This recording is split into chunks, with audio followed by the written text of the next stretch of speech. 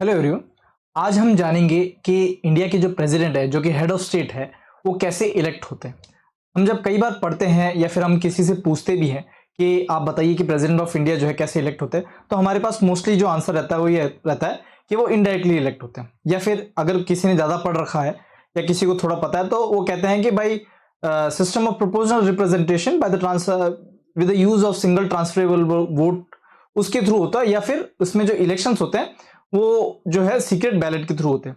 लेकिन इन लाइंस को पढ़ने से भी हमें पता नहीं चलता कि एग्जैक्ट अगर सिंप्लीफाइड वे में हम समझें तो प्रेसिडेंट का इलेक्शन या फिर कोई प्रेसिडेंट जो है वो इंडिया में कैसे इलेक्ट होते हैं। तो आज हम जानेंगे कि सिंपल एकदम सिंप्लीफाइड वे में कि कैसे जो है प्रेसिडेंट ऑफ इंडिया इलेक्ट होते हैं। ठीक है, तो प्रेसिडेंट ऑफ इंडिया का इलेक्शन के बारे में जो है आर्टिकल 54 और 55 जो है वो बात करता है। 54 बात करता है कि उनको इलेक्ट कौन करेगा, तो उनको इलेक्ट करते हैं elected members of the parliament as well as the state legislative assembly, जिसमें दिल्ली और पुडुचेरी की जो है लेजिस्लेटिव असेंबली भी जो है वो काउंट होती है। लेकिन उसमें ये जो है नॉमिनेटेड मेंबर्स जो होते हैं वो उसमें काउंट नहीं कर सकते, वो उसमें वोट जो है वो नहीं कर पाएंगे। उसी के साथ आर्टिकल 55 में जो है वो बता रखा है कि कैसे जो है उनकी वोट की वैल्यू क्या होगी। लेकिन उनको पढ़ते हैं तब हमें पता इतना चलता नहीं है कि एग्जैक्टली जो है क्राइटेरिया क्या रहता है, एग्जैक्टली जो प्रोसीजर है या फिर हर एक एमपी की जो है वैल्यू कितनी रहती है।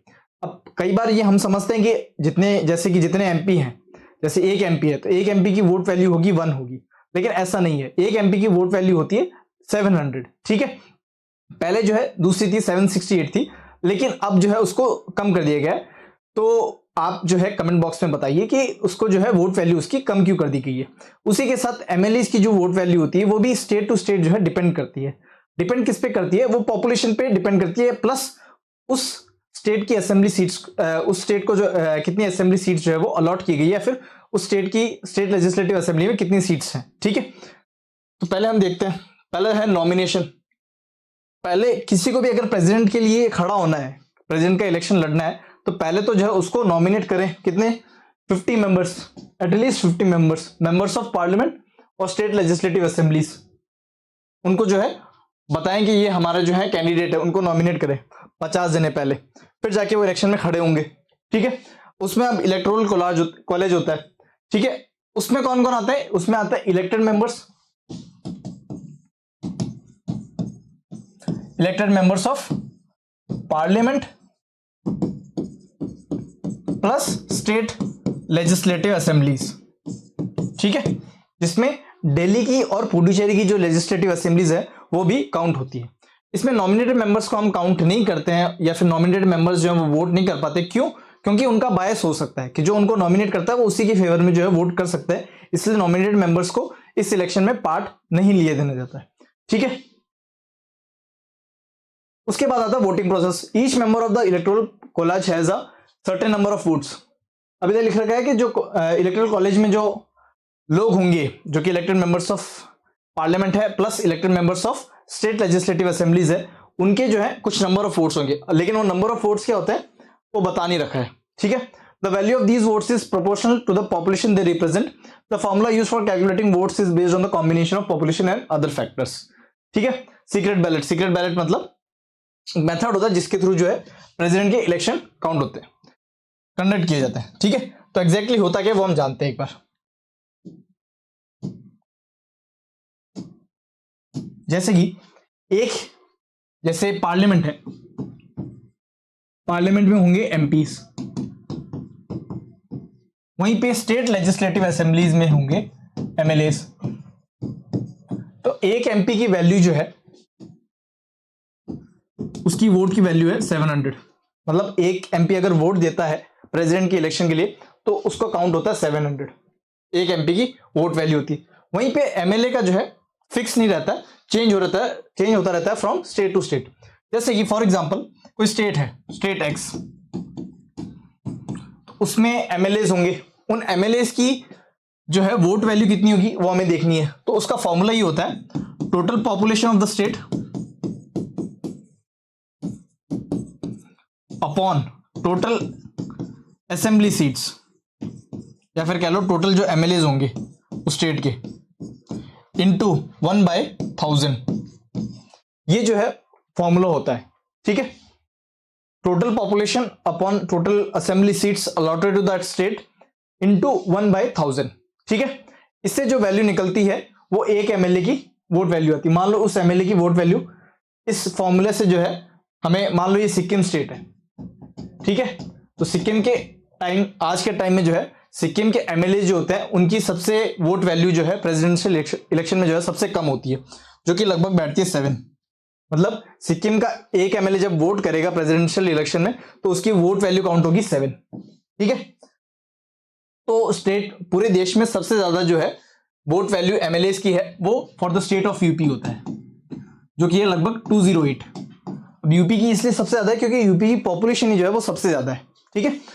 और एमपी जो होंगे उनकी सबकी जो है फिक्स रहेगी, कोई भी एमपी है उनकी फिक्स रहेगी कि एक एमपी की वोट वैल्यू है वो है 700, और एमएलए की जो स्टेट बाय स्टेट चेंज होती रहेगी in according to their population plus total number of assembly seats in that particular state, okay. तो ये फॉर्मूला है।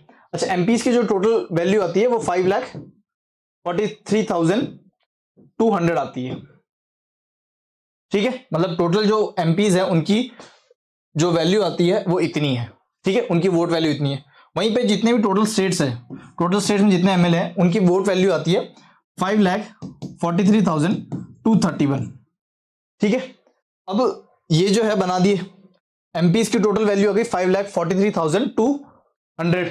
वहीं पे टोटल एमएलए की वोट वैल्यू की आ गई, मतलब total MLA all over India उनकी वोट वैल्यू आ गई 5,43,231, ठीक है। इनको ऐड करते हैं, 5,43,200 प्लस 5,43,231, ये टोटल वोट वैल्यू है टोटल एमपीज की। ये टोटल वोट वैल्यू है total MLA all around the country. उनकी लगभग बैठती है 10,82,431, ठीक है। अब मान लो कि इलेक्शन, प्रेसिडेंशियल इलेक्शन में दो कैंडिडेट्स खड़े हुए, ठीक है। तो दो कैंडिडेट्स में से एक कैंडिडेट ए है, एक कैंडिडेट बी है। तो अगर इनमें से कैंडिडेट ए जीतता है या फिर बी जीतता है तो उनको एक चीज फुलफिल करनी पड़ती है जिसको हम कहते हैं कोटा। कोटा का सिंपल सा मतलब यह है कि इसका अगर मैं हाफ कर दूं, इसका मैं हाफ कर दूं और +1 कर दूं ना, तो उसको हम कहते हैं कोटा, ठीक है। मतलब उसको 51% वोट्स मिल गए जिस कैंडिडेट को भी, वो जीत जाएगा। तो मान लो अगर ए ने कोटा फुलफिल कर दिया तो ए जो है इंडिया के प्रेसिडेंट बन जाएंगे और बी जो है वो इंडिया के प्रेसिडेंट की रेस में जो है पीछे हो जाएंगे या फिर हार जाएंगे, ठीक है। तो ये होता है तरीका कि कैसे जो है इंडिया के प्रेसिडेंट इलेक्ट होते हैं।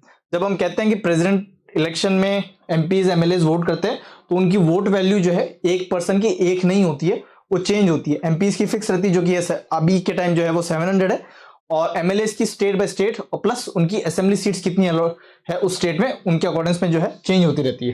टोटल अगर उनका करते हैं तो 10,86,431 आती है टोटल वोट वैल्यू। और जिस कैंडिडेट को भी, जिस प्रेसिडेंशियल कैंडिडेट को भी जीतना होता है तो उसका जो है, इसका जो है फॉर्मूला ये रहता है 10,86,431 डिवाइड बाय 2, मतलब उसका 50% और 50% में +1 कर दें, मतलब जो इस मेजोरिटी को पार कर लेगा वो जो है प्रेसिडेंट ऑफ इंडिया जो है बन जाएगा, ठीक है। So this is the way how a president of India is elected, ठीक है। तो ऐसे होता है इनडायरेक्ट इलेक्शन। अब ये तो हमने देख लिया कि सर्टेन नंबर ऑफ वोट्स भी हमने देख लिए, ठीक है, और कैलकुलेशन कैसे होगा वो भी हमने देख लिया। लेकिन ये आता है कि सीक्रेट बैलेट क्या होता है। सीक्रेट बैलेट जो है वो क्या होता है, तो सीक्रेट बैलेट क्या होता है वो हम देखते हैं। इसमें क्या होता है, जैसे हम लोग वोट करते हैं जनरल इलेक्शंस में या फिर कोई भी इलेक्शन में हम लोग वोट करते हैं तो हम लोग जाते हैं, हम लोग ईवीएम में फिर जो है अपना जो है ईवीएम के थ्रू जो है वोटिंग होती है, ठीक है। लेकिन वहीं पे जब हम प्रेसिडेंशियल इलेक्शन में देखते हैं तो उनमें उनको जो है सीक्रेट बैलेट दिया जाता है, ठीक है। एक पेपर होता है जिसमें एक तरफ जो है कैंडिडेट्स के नाम लिखे होते हैं, मान लो candidate A, candidate be, candidate सी, ठीक है। ये होता है कैंडिडेट्स के बारे में, कैंडिडेट्स। वहीं पे दूसरा जो कॉलम होता है उसमें उनकी प्रेफरेंस दी जाती है कि आपको कौन सा जो है पसंद है। तो मान लो 4 कैंडिडेट्स थे जो प्रेसिडेंशियल इलेक्शन के लिए खड़े हो रहे हैं, ठीक है। उनमें से मान लो कि आप एक एमपी हो और आपको ये सीक्रेट बैलेट यानी पेपर दे रखा है जिसमें 4 कैंडिडेट्स के नाम लिख रखे हैं लेफ्ट साइड में, और आपको प्रेफरेंस फिल करनी है कि आप पहले किसको चाहते हैं कि इलेक्शन में जो है वो खड़े हो, ठीक है। तो मान लो आपने डी को फर्स्ट प्रेफरेंस पर रखा, बी को सेकंड प्रेफरेंस पर रखा, सी को थर्ड प्रेफरेंस पर रखा और ए को फोर्थ प्रेफरेंस पर रखा। ठीक है, तो ऐसे ही करते करते जो है सबको सीक्रेट बैलेट दिया जाता है और जिसमें सब लोग अपनी प्रेफरेंस देते हैं। तो मान लो सब मोस्टली जो लोग हैं उन्होंने डी को प्रेफर किया है, ऐसे बहुत सारे बने, उनमें लोगों ने जो है जो इलेक्टोरल कॉलेज के जो मेंबर्स हैं उसमें मोस्टली लोगों ने जो है डी को प्रेफर किया है। तो जब डी कोटा फुलफिल कर देते हैं, कोटा फुलफिल कर देता है मतलब 51% जो है उनकी मेजोरिटी आ जाती है, तो डी जो है प्रेसिडेंट ऑफ इंडिया बन जाएंगे। लेकिन ऐसा पॉसिबल है कि कई बार जो है, आजकल तो ऐसा होता है कि जनरली क्या होता है कि दो ही मेंबर्स या फिर दो ही लोग जो है प्रेसिडेंट के लिए खड़े होते हैं। लेकिन उस सिनेरियो में क्या होगा, जब मोर देन 2 कैंडिडेट्स खड़े हों, उसमें क्या होता है कि अगर मान लो कि 4 बंदे हैं, 3 मान लो, ठीक है, जब इस 3 में जो है, 3 में जो कोटा फुलफिल करेगा, जैसे अभी जो फॉर्मूला बताया उसके हिसाब से, तो वो जीत जाएगा। लेकिन इनकेस कोटा फुलफिल नहीं करता है, तो जिसको ये 3 बंदे थे ए बी सी, मान लो सी को सबसे कम वोट मिले थे, ठीक है, तो सी ऑटोमेटिकली रेस से बाहर हो गया और इनके जो वोट्स थे वो इन दोनों में डिवाइड हो जाएंगे। इन दोनों में डिवाइड कैसे हो जाएंगे कि जैसे सबने प्रेफरेंस अपनी भरी होगी, तो सबसे एंड में तो सी को भरा होगा, क्योंकि जब भी तो सी बाहर हुए, तो उनके जो वोट्स होंगे, जो इन इतने सारे जो इलेक्टोरल कॉलेज के मेंबर्स थे, उनके वोट्स जो है ए और बी में डिवाइड हो जाएंगे। अब ए और बी में जो कोटा फुलफिल कर देता है, तो वो जो है प्रेसिडेंट ऑफ इंडिया जो है बन जाएंगे। ठीक है, अच्छा, अब इसमें यह बात जानना भी जरूरी है कि जब आप क्रॉस वोटिंग करते हो नॉर्मल सर्कमस्टांसेस में, तो उस पर आपके ऊपर जो है, या पार्टी विप को फॉलो नहीं करते हो या फिर पार्टी के डायरेक्शंस के अगेंस्ट काम करते हो, तो एंटी डिफेक्शन लॉ जो है आपके ऊपर लागू होता है। लेकिन अगर आप प्रेसिडेंशियल इलेक्शन में क्रॉस वोटिंग करते हो, तो उस पर एंटी डिफेक्शन लॉ जो है वो लागू नहीं होता है। ठीक है, तो ये हमने देखा कि कैसे जो है, सिंपल टर्म्स में देखा, एकदम प्रैक्टिकल वे में देखा कि कैसे जो है इंडिया के प्रेसिडेंट जो है वो इलेक्ट होते हैं। ठीक है, तो कैसे होते हैं, जैसे अभी बताया कि एक एमपी की वोट वैल्यू होगी 700, एक एमएलए जो है, एमएलए की वोट वैल्यू होगी, वो डिपेंड करेगी उनके स्टेट की पॉपुलेशन पे और उस स्टेट लेजिस्लेटिव असेंबली में कितनी सीट्स अलॉटेड है। ठीक है, उसका एक फॉर्मूला है जो कि total population upon total number of assembly seats for that state into 1/1000। ठीक है, तो जो नंबर आता है वो एक एमएलए की वोट वैल्यू होगी। ठीक है, उनको अगर हम ऐड करते हैं, जो अभी लास्ट इलेक्शन हुआ था प्रेसिडेंशियल इलेक्शन, उसमें हुई थी लगभग 10,86,431 जो टोटल वोट्स हुए, टोटल एमपीज के plus total MLAs all over the country, उनकी जो टोटल वोट वैल्यू आई वो है 10,86,431।